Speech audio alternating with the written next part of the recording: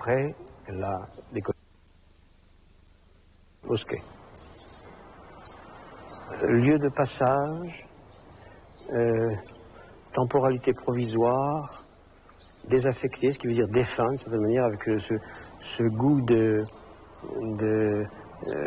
ruines précaires, ce qui n'est pas si mal pour des lieux divins, comme si les lieux étaient prêtés en quelque sorte. Comme Dieu dit aux Juifs, ceci n'est pas votre terre, ceci est ma terre et ce lieu vous est prêté.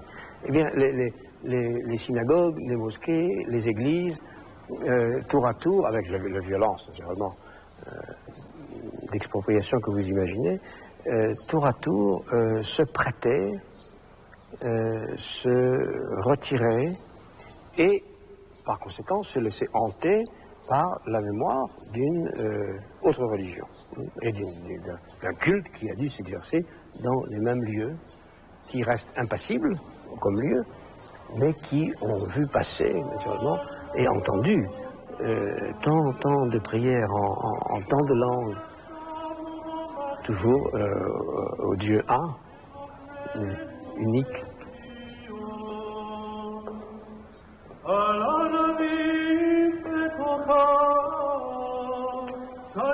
Il se trouve que je me trouve dans, et je ne suis probablement pas le seul, dans cette situation de émigrés ou immigrants maranes clandestins, invisibles, sans papier, et qui, depuis cette situation qui n'est même pas une situation, qui n'est pas un lieu, qui est un non-lieu, depuis ce site sans lieu, traverse, et non sans amour, des lieux comme ceci. Vous identifiez depuis des années maintenant à cette figure de Maran, qui est ce juif espagnol du XIVe siècle, qui continue à pratiquer sa religion en secret pour échapper à la persécution, après être converti au christianisme. Je ne connais pas, de façon en quelque sorte objective et scientifique, ma filiation et les origines de ma famille. Et si je suis tombé amoureux de ce mot, qui est devenu comme une sorte d'obsession qui réapparaît en fait dans tous mes textes, dans la plupart de mes textes de ces dernières années, c'est parce qu'il renvoie à ces origines supposées judéo-espagnoles, mais aussi parce qu'ils disent quelque chose d'une culture du secret. Et naturellement, la question du secret m'a toujours beaucoup occupé, alors indépendamment de ma question juive en quelque sorte, elle m'a occupé non seulement en rapport avec l'inconscient, avec la dimension politique du secret, le secret étant ce qui résiste à la politique, ce qui résiste à la politisation, à la citoyenneté, à la transparence, à la phénoménalité. Partout où on veut détruire le secret, la garde du secret, il y a une menace de totalitarisme. Le totalitarisme, c'est finalement là le secret broyé. Tu vas avouer, tu vas confesser, tu vas dire ce que tu as dans le ventre. Et donc, la mission secrète, discrète, du Maran, c'est d'enseigner le secret, que le secret doit être gardé, doit être respecté. Que le secret doit être respecté. Qu'est-ce qu'un secret absolu? Donc cette question m'a obsédé tout autant que celle de mes supposées origines judéo-espagnoles. Elles se sont croisées, ces deux obsessions, dans la figure du Maran. Peu à peu, je me suis mis à m'identifier à quelqu'un qui porte un secret plus grand que lui et auquel il n'a pas lui-même accès. Comme si j'étais un Maran de Maran, c'est-à-dire un Maran séculaire, un Maran qui aurait perdu jusqu'à l'origine juive et espagnole de son maranisme, une sorte de Maran universel.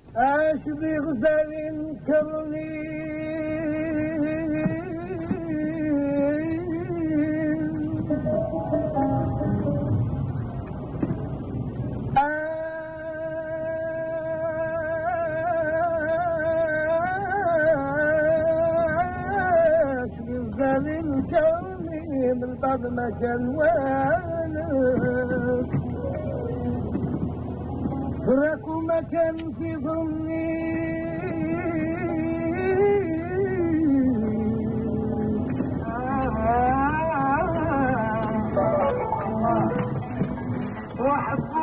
La régime avec le fond de Lili Larbassi, c'est pas mal. Bien. École normale supérieure sur fond de Lili Larbassi. Voilà, j'ai passé 30 ans de ma vie là, entre le temps d'études et le temps d'enseignant. 30 ans, là, dans cette maison.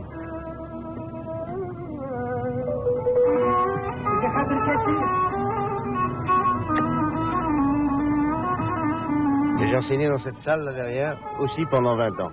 La salle du sol là derrière. La salle qui fait le coin, voilà. Cette salle là. Avant d'enseigner boulevard Aspa, j'ai enseigné là, dans cette salle. Tous les mercredis de 5h, même chose. J'enseigne depuis à peu près 30 ans, tous les mercredis à 5h.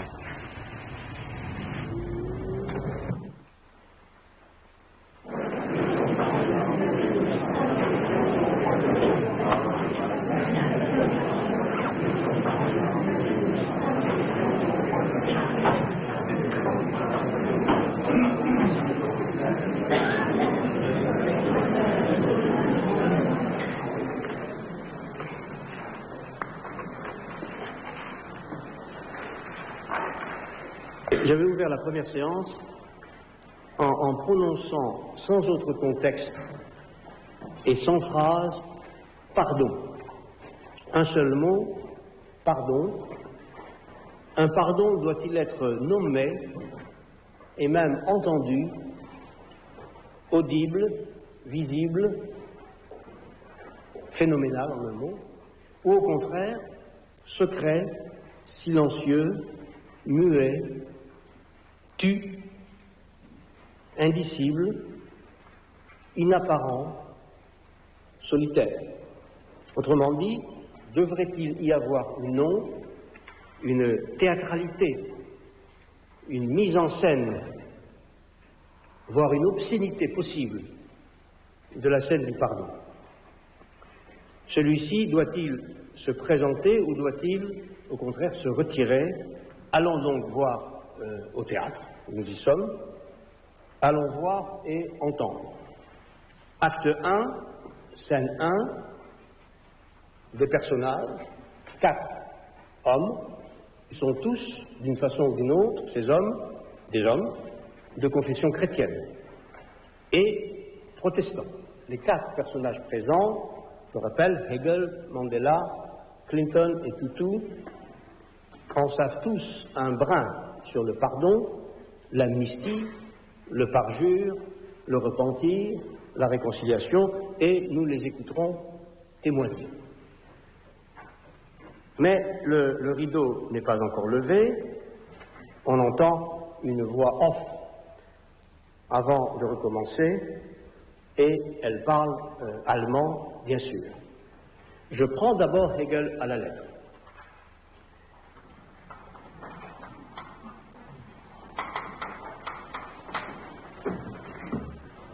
Le mot de la réconciliation, das Wort der Versöhnung, non pas le mot réconciliation, mais le mot de réconciliation, c'est-à-dire le mot de la réconciliation.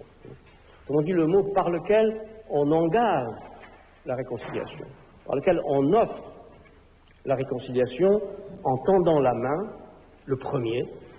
Donc, le mot de la réconciliation, c'est l'acte, le speech act, par lequel d'un mot, en parlant, d'un mot qui est une parole, on entame la réconciliation, on offre la réconciliation en s'adressant à l'autre. Ce qui veut dire au moins qu'avant ce mot, eh bien, il y avait la guerre, et la souffrance, et le traumatisme, la blessure. Alors nous dirions, selon le bon sens même, et le plus irrécusable bon sens, que seul un vivant ou une vivante est blessé, peut recevoir et ressentir une blessure, même si c'est une blessure dite mortelle où elle souffre, une blessure qui au futur entraînera fatalement la mort. Donc lésion, coup, plaie, traumatisme, balafre, coupure, écorchure, éraflure, mutilation, incision, excision, circoncision, toute blessure imaginable n'atteint un tissu vivant qu'en y laissant, du moins dans son moment propre, une cicatrice.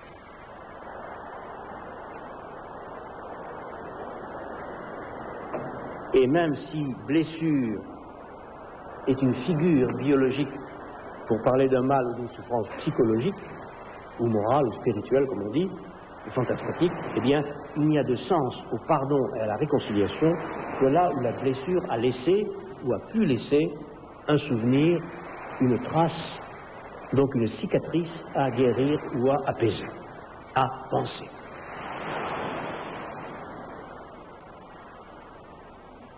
Parler, ce serait commencer à se réconcilier, même si, et Hegel ne l'ignorait pas, même si on est en train de déclarer la haine ou la guerre, ou de s'injurier, ou de s'insulter, ou de se blesser, dès lors qu'on parle, dès lors qu'on se parle, un processus de réconciliation est en marche. Alors comment recommencer et parler à tout le monde à la fois? Comment singulièrement et universellement. De plus, la question comment s'adresser à plusieurs, à plus d'une singularité, pourrait dessiner la croix du pardon, la croix même du pardon. Alors, entre en scène Nelson Mandela.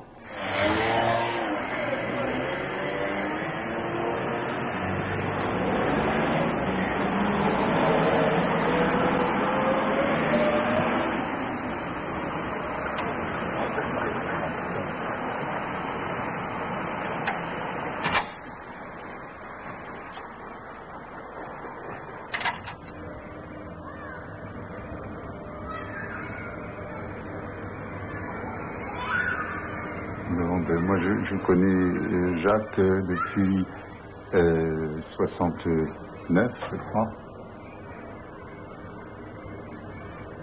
Et m'est venue l'idée d'écrire une sorte de petit essai. Et j'ai envoyé ce petit texte à Jacques, que je ne connaissais pas.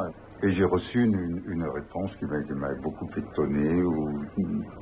D'abord, j'étais stupéfait parce qu'il me montrait qu'il avait déjà lu les quelques petits articles que j'avais publiés avant. Alors j'étais étonné, mais j'étais touché aussi. Je me rappelle donc que dans cette lettre, il y avait cette phrase je vous ai lu déjà, et je savais que nous devions nous rencontrer un jour ou l'autre. Alors, quand tu imagines, j'avais 29 ans, que bon, l'effet de recevoir cette lettre de quelqu'un qui était pas ce qu'il est aujourd'hui, enfin qui était quand même déjà, qui s'imposait vraiment. Bon. Et il y avait ça, et puis il y avait aussi que la lettre contenait en même temps des choses que je ne saurais pas plus citer par cœur, mais je suis très certain du contenu, sur le plaisir qu'il y avait pour lui à trouver des correspondances dans un monde, une époque où il se sentait seul, enfin, qui avait du côté très, je ne sais pas comment dire, obscur, difficile, enfin moi, il y avait ces aspects. Ça m'avait surpris d'ailleurs, qu'il témoigne une sorte de sentiment de solitude. Je ne sais pas, peut-être c'était à un moment comme ça, il se sent... Ouais, je sais bien que c'est aussi arrivé à d'autres moments, bon, mais ça a dû tomber aussi à ce moment-là. Alors il y avait ça. Et puis il faut que je dis que j'avais été frappé comme d'autres par ces textes, mais que je dois surtout dire que c'était beaucoup plus et même autre chose qu'un effet de texte remarquable. Ces textes étaient les premiers textes qui m'apprenaient au fond qu'il y avait une philosophie en train de se faire.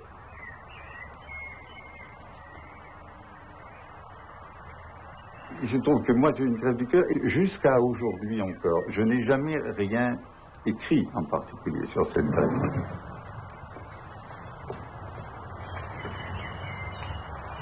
l'ensemble des motifs de la greffe, de l'immunité, de l'auto-immunité, puis d'ailleurs on pourrait dire aussi entre les deux de la prothèse, parce que d'ailleurs la greffe est une forme de prothèse.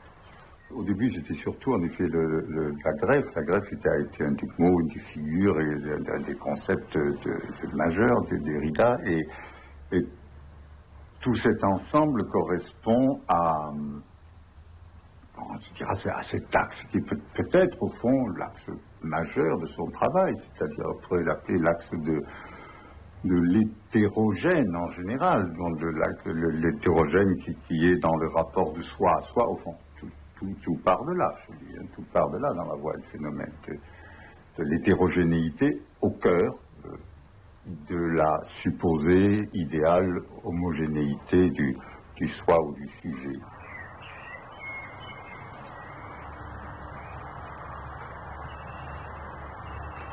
C'est certain que l'amitié ne peut que comporter une part silencieuse, qu'elle une partie vraiment indépendante de tout discours, et en particulier peut-être du discours philosophique, parce qu'il est certain que Jacques et moi, on n'a pas échangé beaucoup de propositions philosophiques depuis 30 ans, hein, même vraiment peu, hein, très très peu. Je sais pas, ça arrive peut-être comme ça de temps en temps, mais c'est toujours vite fini. C'est évident que les choses là se passent entre les textes, ça ne passe pas par la parole.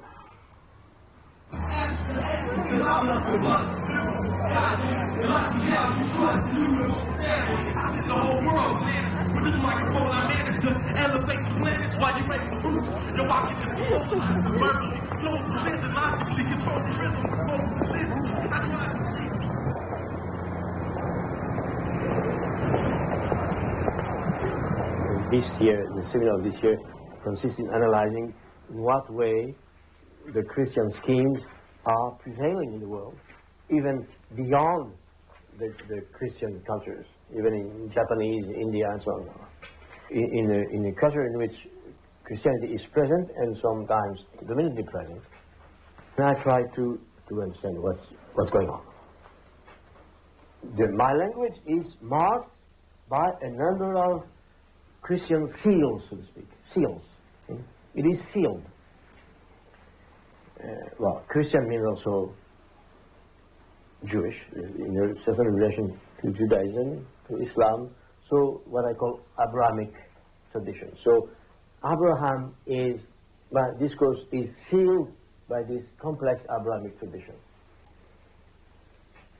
My friend Jean-Luc Nancy has written, is preparing a book entitled Deconstruction of Christianity, Deconstruction of Christianism. And I know, for having read some pages of short text that he published on this subject, that he also thinks, like me, that in fact we cannot escape purely and simply what we call Christianity. That it's in the name of Christianity that we get rid of Christianity. The death of God, for example. The death of God is a Christian thing. Okay? Nothing is more Christian than that. So perhaps what's going on today in the world, under the name of what I call mondial latinisation, worldwide Latinization, or worldwide Christianization, if you want, is a sort of self-deconstruction of Christianity.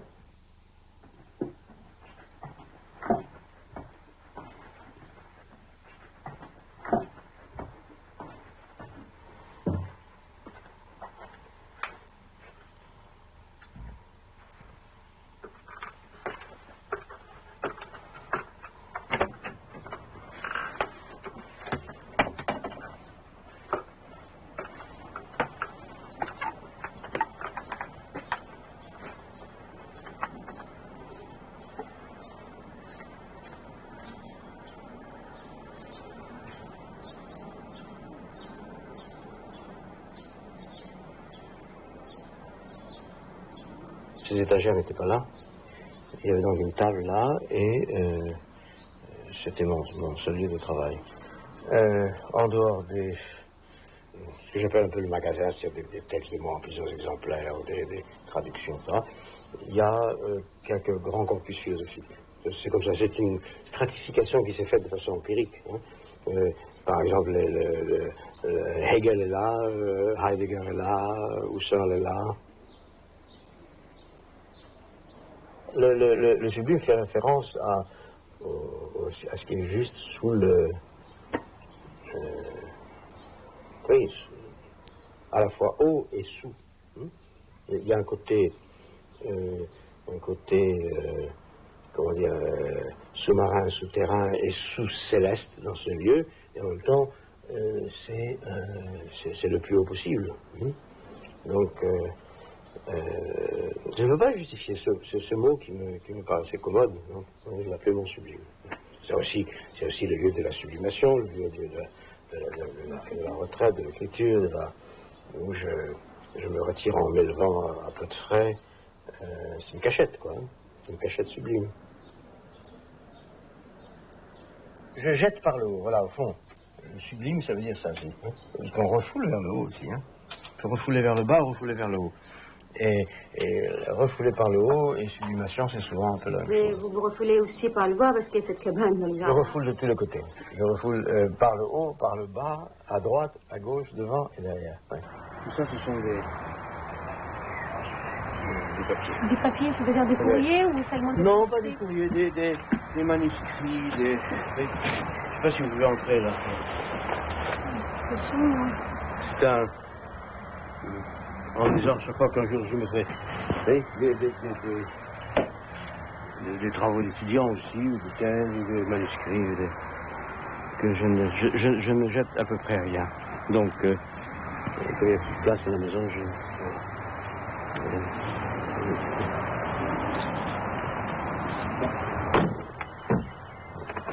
Mal d'archi, c'est une... Ce dont nous parlons, c'est de ça. L'idée que ça, déjà, d'une certaine manière, vit sans moi. De toute façon, ça vit sans moi, déjà. Appartient à l'expérience de cette accumulation. Il s'agit d'accumuler des choses qui n'ont pas besoin de moi. J'ai besoin de choses qui n'ont pas besoin de moi. C'est ça l'amour aussi, hein, bon. C'est ça le désir. Le trace qui se passe de moi. Qui s'accumule en se détruisant, enfin, qui se... les cendres.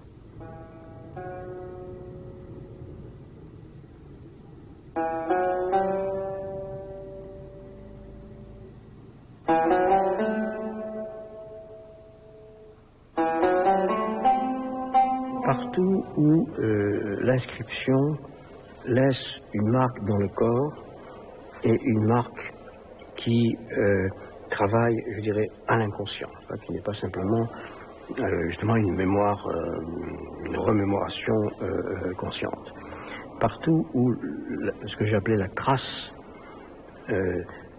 porte au-delà de la présence et de la conscience, d'une certaine manière, elle nous renvoie à quelque chose comme une circoncision.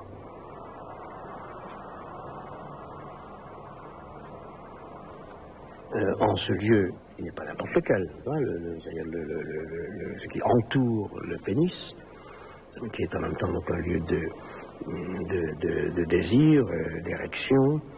Il est évident que l'écriture, comme écriture du corps, trouve là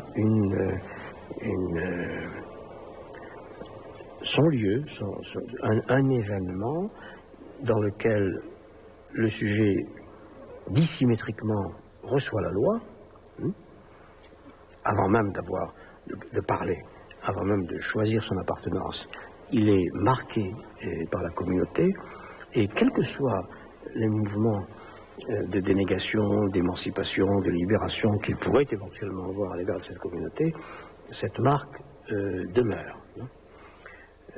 Alors il y a des équivalents, mon hypothèse c'est qu'il y a des équivalents, mais sur ces équivalents, il y a un long discours à faire, il y a des équivalents dans chaque culture.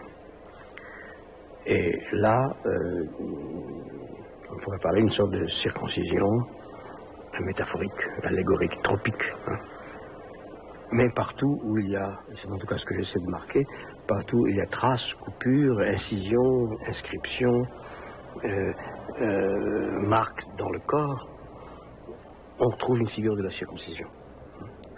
Ce qui veut dire aussi que dans tous les textes où je parle, et c'est déjà tous les textes, de marques, de dates, de shibboleth, de traces, d'inscriptions, un signe est fait du côté de la circoncision, et même de ma circoncision.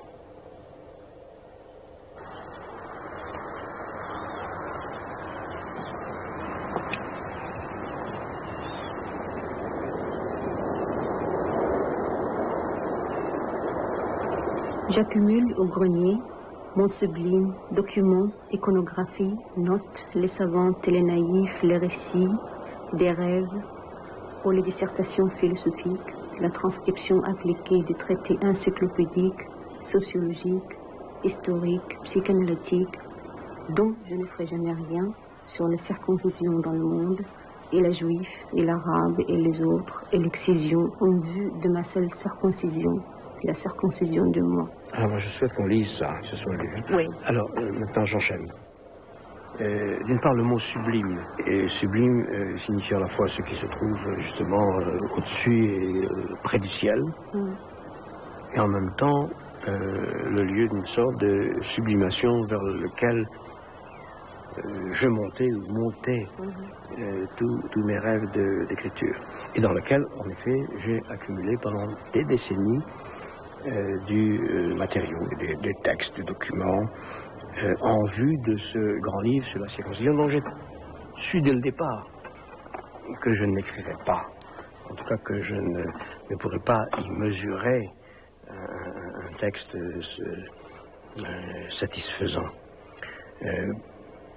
Pour des raisons contingentes sans doute, mais aussi nécessaires, et que le projet était si illimité, d'une part, qu'il aurait fallu écrire un livre plus grand que le sublime lui-même, c'est-à-dire en 200 volumes, et d'autre part, et ça c'est la raison non contingente, parce que c'était comme un livre sur l'ombilique de mes rêves, hein, c'est-à-dire un livre qui aurait non seulement touché à la racine de l'inconscient, mais l'aurait en quelque sorte exhibé, retourné dans un mouvement de vérité dont je savais dès le départ que, en raison de la circoncision elle-même, de cette marque inconsciente qui est faite pour rester plus forte que toutes les prises de conscience, jamais je ne pourrais, et même je ne devrais,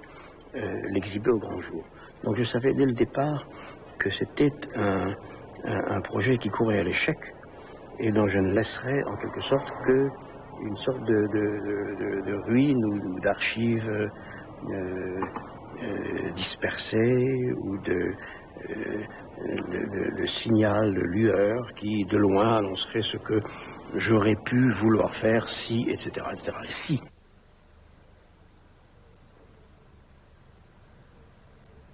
Vite, mes mémoires, avant que n'arrive la chose. Je passe beaucoup de choses, car je me hâte beaucoup.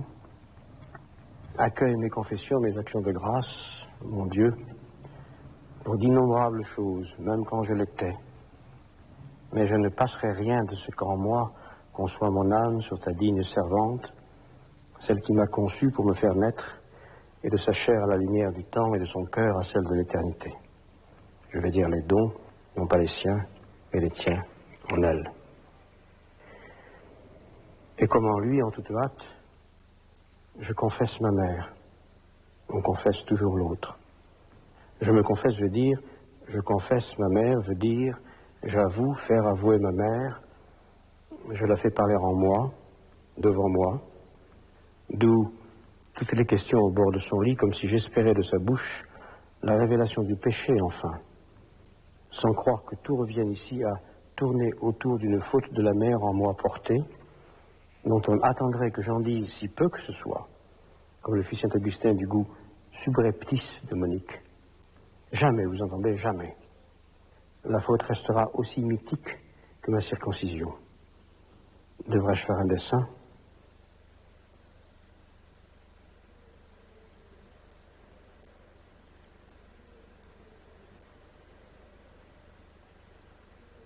J'avais certainement le désir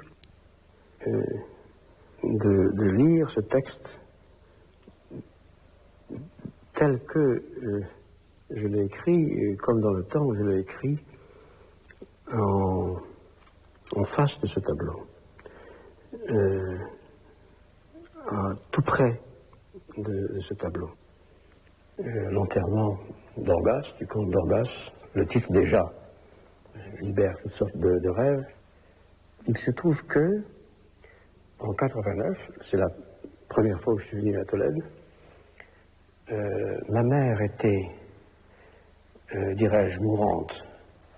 Tous les mortels sont mourants, sont des mourants. Mais ma mère était, au sens commun du terme, mourante depuis des années, 3 ans au moins, ne reconnaissant plus les siens, ne reconnaissant même pas moi-même, incapable de me nommer moi-même. Et comme vous savez, le texte que j'ai écrit, cette confession, est une sorte de veillée, de veille, de veillée, de wake, si vous voulez, de ma mère, accompagnant sa mort.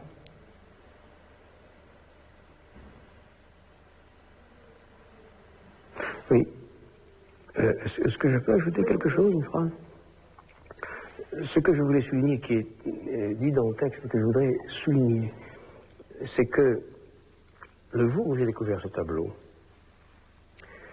était l'anniversaire du jour où, l'année précédente, donc exactement à la même date, ma mère, si je puis dire, était morte, sans mourir.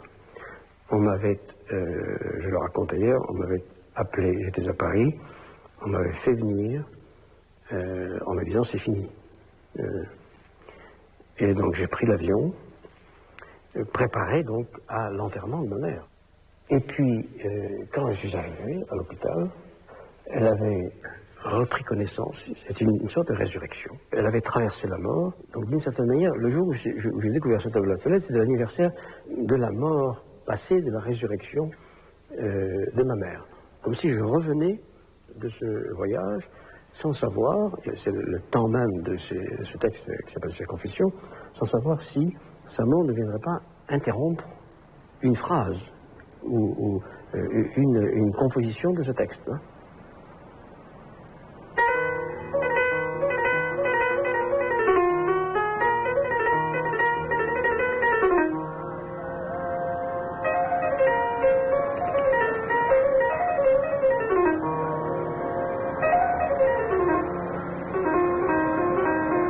Toute écriture est construite sur des résistances. Elle n'existe d'écriture que là où il y a de la résistance, au meilleur et au pire sens du mot, et où résistance peut signifier aussi refoulement et répression. Là.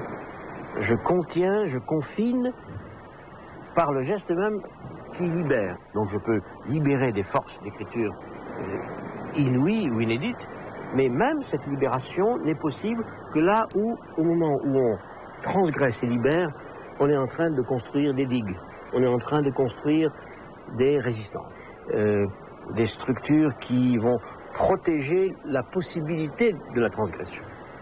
Au moment où, de façon indécente, on fait sauter une limite, on fait sauter une barrière, eh bien, il y en a une autre qui est en train de se construire. Lire, c'est déchiffrer ça. C'est déchiffrer dans les écritures les plus inventives, dans les événements d'écriture les plus imprévisibles. Lire, c'est déchiffrer le calcul d'une protection de soi. C'est pas forcément le jeu qui, consciemment, sait ce qu'il calcule. L'inconscient calcule. Ça calcule. L'écriture calcule. Moi, je veux dire, bien que j'ai beaucoup écrit et publié, je n'arrive toujours pas à me défendre d'une espèce d'éclat de rire ou de pudeur. Mais pourquoi tu écris tu as l'air de supposer que c'est intéressant. Tu apportes ça chez un éditeur, tu écris, donc tu penses que les phrases que tu fais sont intéressantes. Et ce geste-là est absolument obscène d'une certaine manière. Hein. Donc le fait d'écrire est injusticiable de ce point de vue-là. Et donc, on demande pardon, comme quelqu'un qui se met à poil, il dit voilà, regardez, voilà, j'expose, hein. Et naturellement, on demande pardon aussitôt. Pardonnez-moi de me faire l'intéressant. Donc dès que j'écris, je m'excuse auprès de l'autre, et même du destinataire, de la destinataire, pour l'impudeur qu'il y a à écrire. C'est une première raison de demander pardon. Mais une autre raison structurelle, en quelque sorte, fondamentale, qui moi m'inquiète toujours, me donne toujours beaucoup de soucis, et qui tient à la structure de la marque et du langage. Dès que je laisse une trace,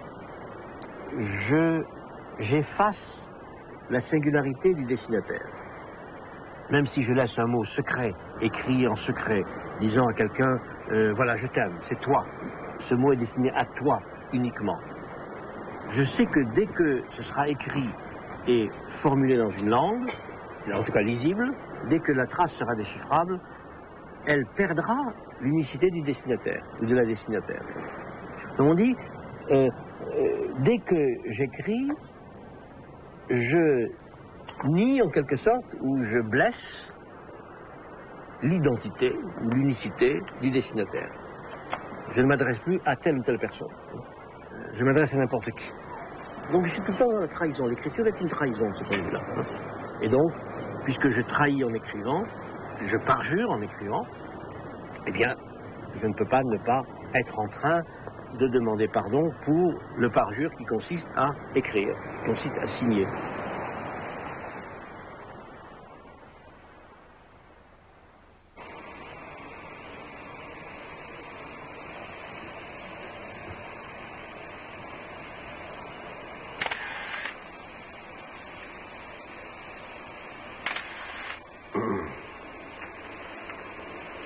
Il y a la photographie, alors c'est des séances de... c'est pas de la photographie, c'est de l'hypnose. En général, pour une photo normale, c'est 2 secondes, 3 secondes. Là, ça peut durer 1 minute. C'est interminable. Je ne sais pas quoi faire.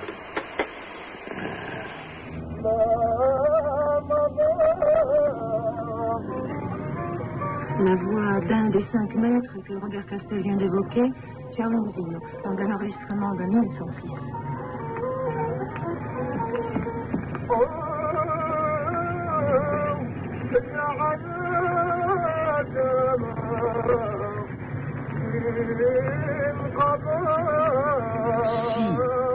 Si ceci ou cela arrive, par exemple le don, l'hospitalité pure, cela ne peut arriver, et donc de manière possible, que comme impossible. S'il y a la décision de la responsabilité, elles doivent passer par l'épreuve de l'aporie et de l'indécidable, c'est-à-dire de ce moment qui n'est pas seulement une phase, c'est un moment de cette manière interminable, par l'épreuve de cette impossibilité de décider ou de disposer d'une norme ou d'une règle préalable qui permet de décider. De cette manière, il faut que, au-delà de tout, il faut identifiable, je ne sache pas où aller, ce que je dois faire, ce que je dois décider, pour que une décision, là où elle paraît impossible, soit possible. Et donc une responsabilité. Ce qui veut dire que s'il y a de la décision et de la responsabilité, elles doivent traverser le désert absolu. D'ailleurs, c'est souvent dans cette perplexité, cette impossibilité de se décider, de trouver sa route, qu'il arrive à certains voyageurs de se perdre. Et une des grandes figures de l'hospitalité en culture nomade, pré-islamique, c'est le récit du voyageur qui, ayant perdu sa route, arrive près de tentes où le nomade doit l'accueillir, a pour devoir, obligation de l'accueillir au moins pendant 3 jours. Donc l'oasis, l'aporie, le non-chemin, l'hospitalité, tout cela forme une même configuration de la culture.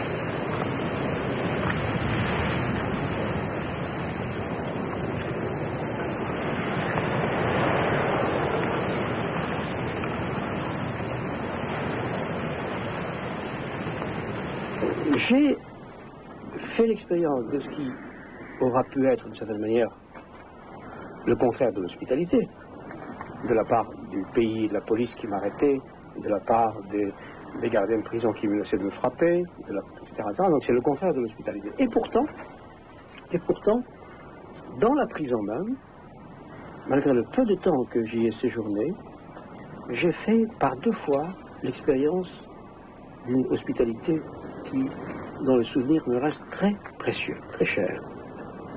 J'étais incarcéré vers 1h du matin. À 4 ou 5 heures du matin, on a jeté dans cette cellule un autre prisonnier, un gitan, une cigane hongrois, et avec qui j'ai immédiatement noué des liens d'amitié intenses pendant quelques heures.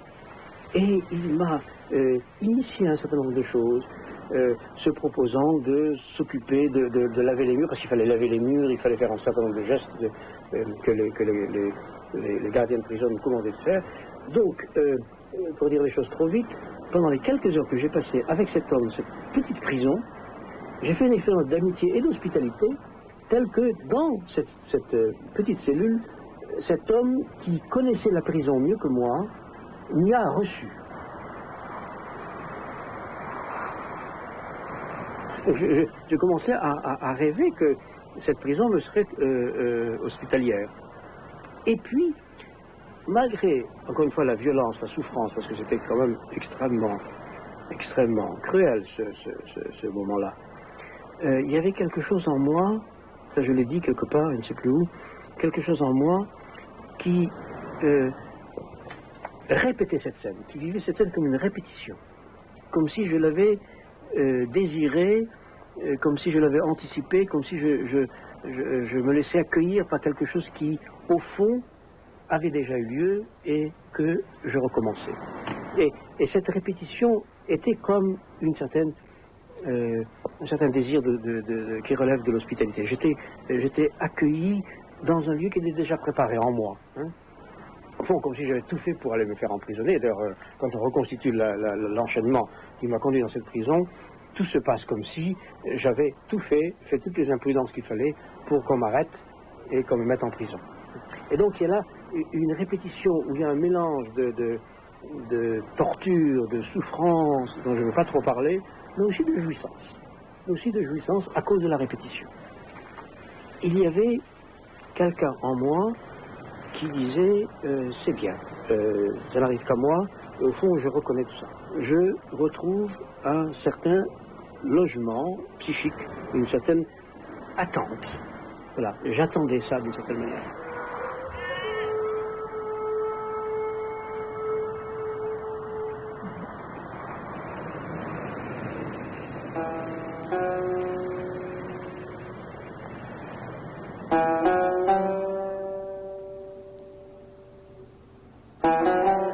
Ce qu'on pourrait dire d'une catastrophe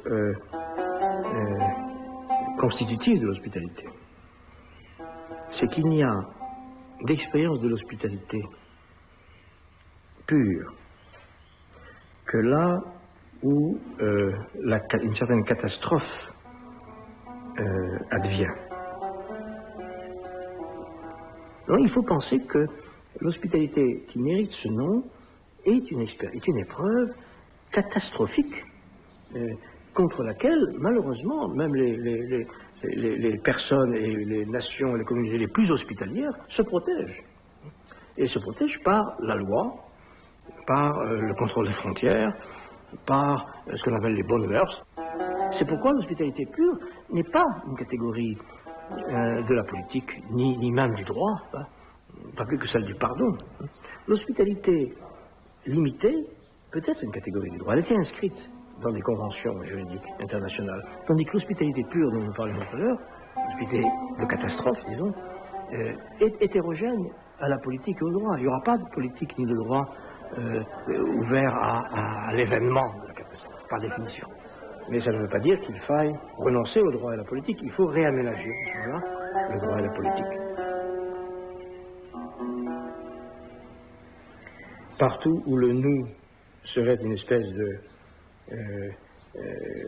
communauté fusionnelle où la responsabilité se noie, je vois un danger. Et par conséquent, d'ailleurs, j'ai en quelque sorte habitus contracté, une allergie à toute communauté de ce type-là.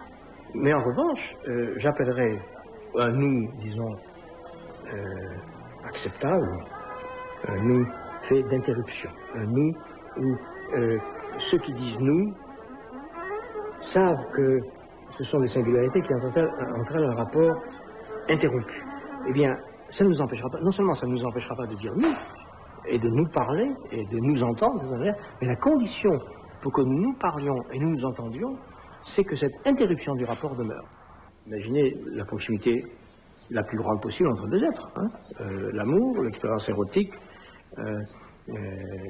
l'extase extrême, la distance n'est pas abolie, la distance infinie demeure. Le nous est une espèce, c'est comme quand on jette les dés ou quand on jette sa ligne, quand un pêcheur jette sa ligne, peut-être qu'il y a un nous de l'autre côté. On dit nous, c'est une promesse, c'est une demande, c'est un espoir, ça peut être aussi une crainte. Nous, j'espère que c'est pas nous, qu'on n'est pas fermé dans ce nous. Donc, dire nous, c'est un geste fou, de toute manière, fou d'espoir, de crainte, de promesse, mais c'est certainement pas une tranquille assurance quant à ce qui est. Hein, le nous, il n'y a pas de nous. Hein. On n'a jamais rencontré un nous dans la nature.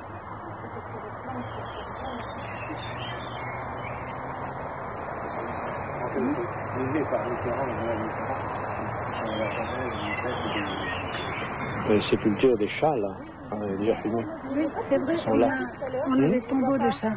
Il y a des pierres, là, c'est pas très visible, hein, mais c'est là.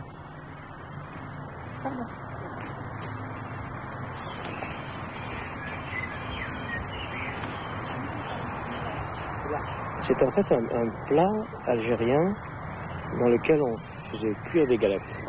Et là, qui est maintenant lui-même enterré, comme si la tombe était enterrée.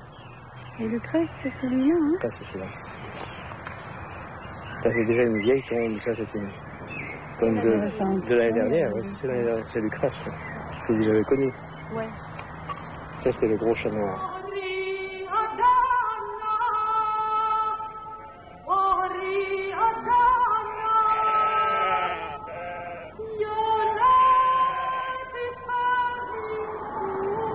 Ici, c'est le lieu d'un fait divers qui a donné à Lorca sa pièce Les Noces de sang. Parce qu'il y a eu une mise à mort tout à fait symbolique d'une femme et sa mémoire endeuillée hante encore ce lieu. Donc le deuil infini de la femme est une hantise générale. Une hantise générale des lieux.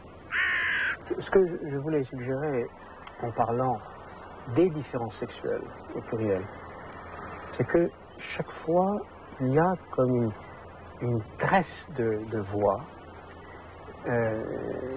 alors disons une plurivocité, en donnant ce mot plus d'un sens justement, une plurivocité qui travaille, laborieusement ou non, chaque voix. Et par exemple ici, puisque nous parlions tout à l'heure de plusieurs personnages, même personnages de femmes, et leur cas, et tous ces fantômes qui viennent hanter le même lieu, et que d'une certaine manière nous prenons en nous au moment du deuil, au moment du recueillement dont vous parliez tout à l'heure, eh bien il faut bien que ces fantômes même, qui sont des voix masculines, féminines, même plusieurs qualités de voix, plusieurs places de voix féminines, composent entre elles, s'enchevêtrent ou se tressent entre elles, et d'une certaine manière, dès qu'on parle, alors dès que je parle, dès qu'un jeu parle, ce jeu lui-même est constitué et rendu possible dans son identité de jeu par cet enchevêtrement de voix. Une voix habitant l'autre d'une certaine manière, entend l'autre. Et je crois que la répression, toutes les répressions, en particulier la répression sexuelle de la femme, commence là où on essaie de faire taire une voix ou de réduire cet écheveau ou cette tresse à une seule voix, à une sorte de monologique. Donc la multiplicité des voix est aussi, d'entrée de jeu, l'espace ouvert aux fantômes, aux revenants, aussi au retour de ce qui est refoulé, au retour de ce qui est exclu, forclos. Donc moi j'essaierai de penser ensemble la multiplicité des voix, la hantise, la spectralité, et aussi tout ce dont nous parlons depuis un moment, du côté de du meurtre, de la répression, des différences sexuelles, de la femme, etc.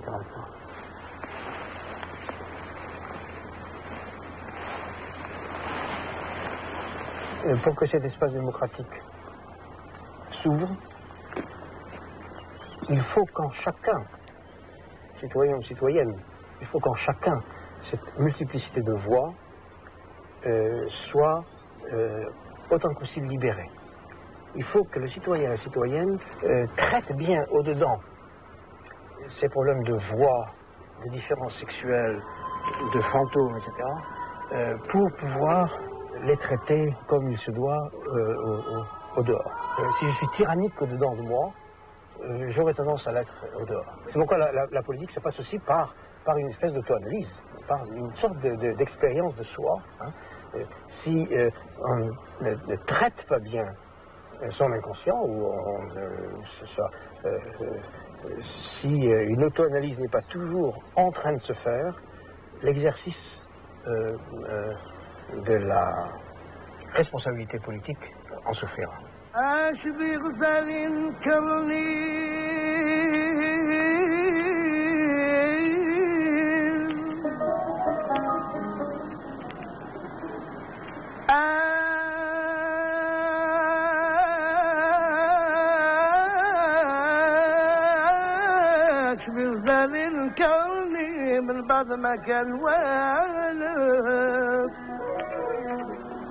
Mon désir le plus tenace serait de recommencer, de revivre tout, le bon et le mauvais. Ce dont je sais que au présent cela fut mauvais aussi, les souffrances après coup. Alors c'est la chance de cette espèce de sublimation, de transfiguration, de cette alchimie qui fait que le souvenir d'une souffrance devient un bon souvenir.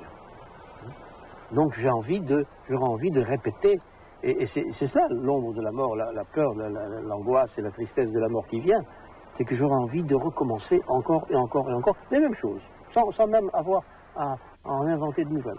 Revivre ce que j'ai vécu.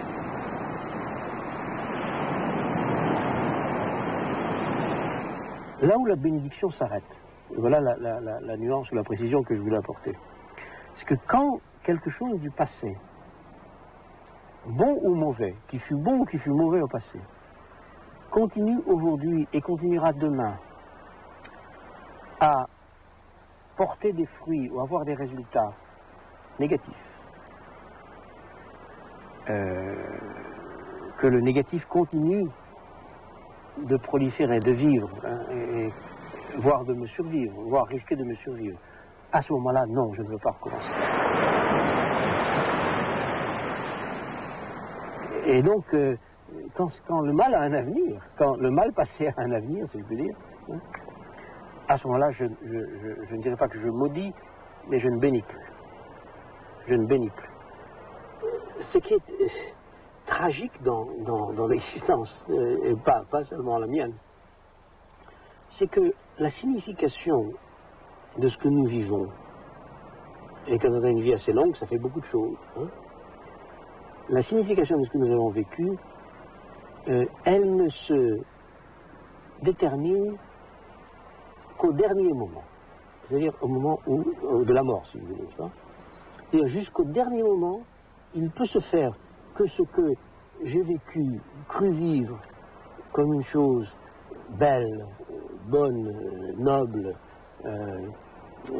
et donc appelant ce désir de retour éternel, qu'à la fin de la vie, quelque chose vienne m'apprendre que ça a été mauvais, qu'il y a eu là un mensonge, une faute, la semence d'une catastrophe, etc. Et donc, à la dernière seconde, j'apprends quelque chose qui corrompt ou pervertit toute la mémoire heureuse que je garde.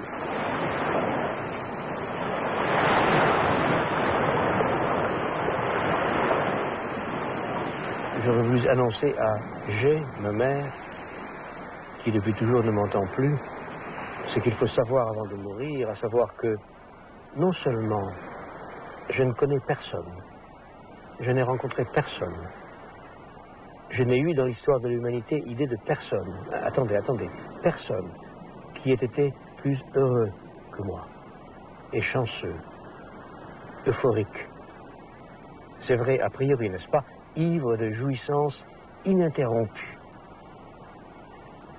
Mais que si je suis resté, moi, le contre-exemple de moi-même, aussi constamment triste, privé, destitué, déçu, impatient, jaloux, désespéré, et que si enfin les deux certitudes ne s'excluent pas, alors j'ignore comment risquer encore la moindre phrase sans la laisser tomber à terre en silence, à terre son lexique, à terre sa grammaire et sa géologique.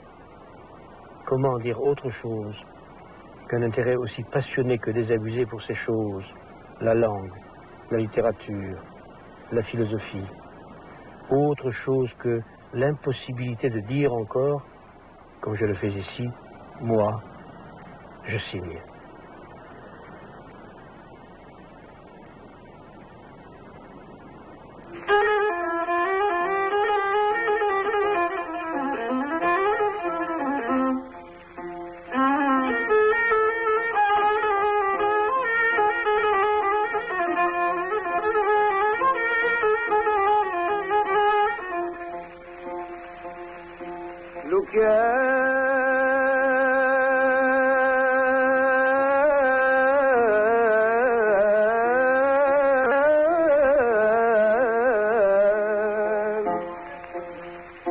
لو كان ما شفت العين علاش القلب يصعب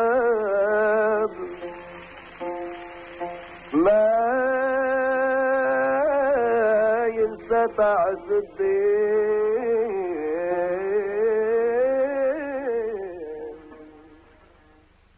Dans un instant.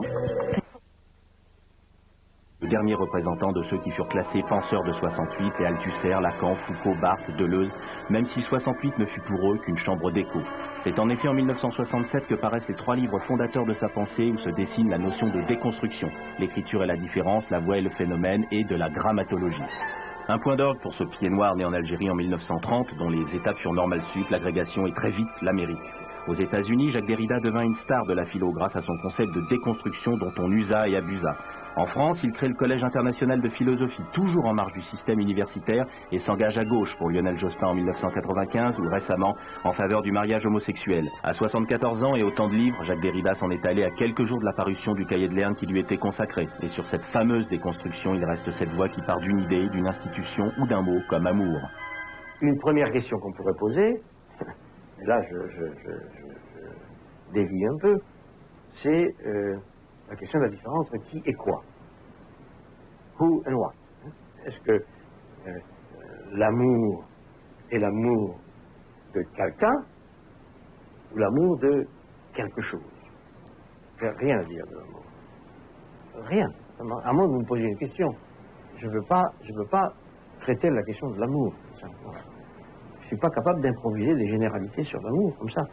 Je ne suis pas capable. Peut-être que c'est ça que vous voulez, que je dise que devant votre public que je n'ai rien à dire de l'amour en général. Jacques Derrida, donc avec une œuvre considérable, une cinquantaine d'ouvrages. Michel Serres, bonsoir. Bonsoir. On est très content que vous soyez là, non seulement pour parler de votre livre, mais parce que ça n'a aucun rapport avec l'aspect, comment dirais-je, grave de la disparition de Jacques Derrida, mais c'est vrai que vous venez d'être opéré, donc c'est un certain courage physique. Merci. C'est-à-dire vous l'avez défendu dans un livre sur le corps, ce courage physique, oui. De respecter votre engagement et de venir ce soir. Le livre s'appelle Rameau. Évidemment, il y a une question, tous ceux qui sont ici ce soir, connaissent très mal Derrida, n'appartiennent pas à la même génération que vous. Que moi, oui. Et évidemment. Et au fond, il y a beaucoup d'émotions parce qu'on aimerait savoir ce qui a porté cette génération qui a été au lycée, qui est entrée à Normal, qui a été agrégée, qui a fondé dans les années 50-60 la Revue Critique. Il y avait vous, Michel Deguy, Derrida, Michel Foucault, etc. Qu'est-ce qui vous, avant qu'on explique Derrida, qu'est-ce qui vous poussait tous En effet, Jacques Derrida est de ma promotion de l'école normale, 1952. Et à l'école normale, à cette époque, nous avions comme professeurs Althusser et Foucault. Et en effet, il y avait un groupe là assez dynamique. Mais je ne crois pas qu'il y ait eu quelque chose de commun entre nous qui nous ait poussé comme une sorte de moteur qui ait fait que la collectivité se lance de cette manière. Parce que chacun avait une spécialité très différenciée. Jacques Derrida, à cette époque, s'occupait surtout de philosophie allemande, Husserl, Heidegger, etc. D'où d'ailleurs l'importation, pardonnez-moi le mot, de la déconstruction qui est dans un livre d'Heidegger. Voilà. C'est ça. Moi, je m'occupais beaucoup plus de philosophie des sciences, d'épistémologie, d'histoire des sciences et des techniques. Foucault était plutôt spécialisé du côté de la psychologie, des sciences humaines, de la sociologie, alors que Althusser était fondamentalement un militant marxiste plutôt, et plutôt un exégète de Marx. Et donc quand on dit aux États-Unis... C'était très très différencié. Ouais, mais alors, si on essaie de faire un portrait de génération pour les gens qui nous regardent, on voit donc la figure tutélaire de Jean-Paul Sartre, je parle d'après la guerre, pour la philosophie en France. C'est une génération beaucoup plus avant. Non, mais attendez, non, pas avec vous. Excusez-moi. La figure tutélaire, c'est un peu le père. Votre génération après, qui est un ensemble, plutôt qu'une solitude, c'est un ensemble diversifié. Diversifié, exactement. Ouais. Je crois, en effet, que l'importance peut-être de cette génération est peut-être d'avoir beaucoup voyagé. C'est-à-dire aussi bien Foucault que Derrida que moi-même, nous avons à peu près enseigné dans le monde entier, d'abord aux États-Unis beaucoup, j'enseigne encore d'ailleurs, mais aussi à peu près partout, c'est-à-dire en Amérique du Sud, en Amérique du Nord, en Chine, en Moyen-Orient, en Afrique du Sud, etc. On a beaucoup voyagé, voilà, on a beaucoup exporté la pensée française. La déconstruction, c'est quoi? Écoutez, je crois qu'il y a beaucoup de gens qui pourraient l'expliquer ici. Non. Nul autre que vous peut donner au moins une amorce de la question. Je ne suis pas assez spécialiste de la pensée de Derrida pour pouvoir expliquer une amorce. Non, je ne peux pas vraiment. Peut-être d'autres le feraient. Alors, c'est très difficile à expliquer. C'est pour ça d'ailleurs que tout le monde est un peu dans une situation de malaise. Moi, je peux dire que je me sens redevable à Derrida d'un certain nombre de lectures. Peut-être déconstructrices, mais en tout cas très éclairantes, et notamment ces lectures de Lévinas, qui continuent à m'habiter, à me nourrir. Mais la déconstruction ne dit rien de tangible, elle déconstruit précisément, elle met les concepts entre guillemets, et, alors je réponds un tout petit peu à côté de votre question, ce qui fait qu'aujourd'hui, mais je réponds à votre question, mais à côté en même temps, vous voyez, je fais un peu du Derrida, et donc... Aujourd'hui, il y a toute une hagiographie, mais comme la déconstruction ne dit rien de tangible, on se rabat sur les engagements plus substantiels de Derrida. Et donc, son engagement pour les sans-papiers, son engagement contre la guerre en Irak, par exemple, pour le mariage homosexuel. Et c'est quelque chose que je trouve un petit peu pathétique. Pourquoi? Parce que on en fait, comme on l'a fait de Foucault, comme on l'a fait de Sartre, l'inspirateur des luttes, une sorte de philosophe télérama, et le résultat, c'est que le sentiment que j'ai aujourd'hui... Mais il y a télérama au sens de la bien-pensance. Oui, si vous voulez, au sens de télérama. C'est-à-dire, vous avez une société qui n'élit pas ces grands hommes pour se transcender, parce que dans ces penseurs, il y a quelque chose qui la transcende, qui l'appelle à se dépasser. Elle choisit ces grands hommes comme une sorte d'occasion pour elle de diviniser ses propres platitudes. Et ça me gêne beaucoup, et c'est ça qui me gêne dans le spectacle actuel autour de Derrida. Avant de découvrir un portrait de vous et qu'on parle de votre livre, moi, il y a une question plus prosaïque que j'aimerais poser.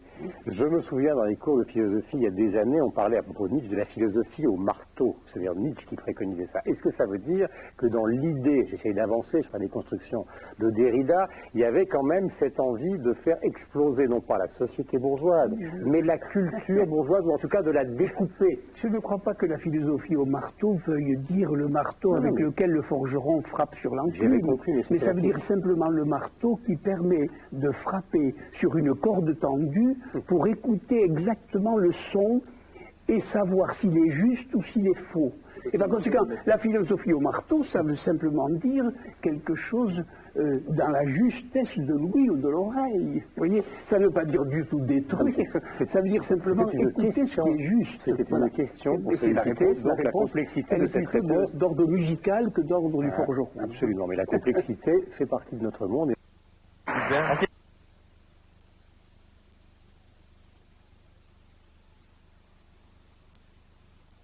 Ses espérances, à 74 ans, ce philosophe, ancien officier de marine et normalien, publie son 38e livre, Rameau. De Jules Verne à Tintin, de Platon à Auguste Comte.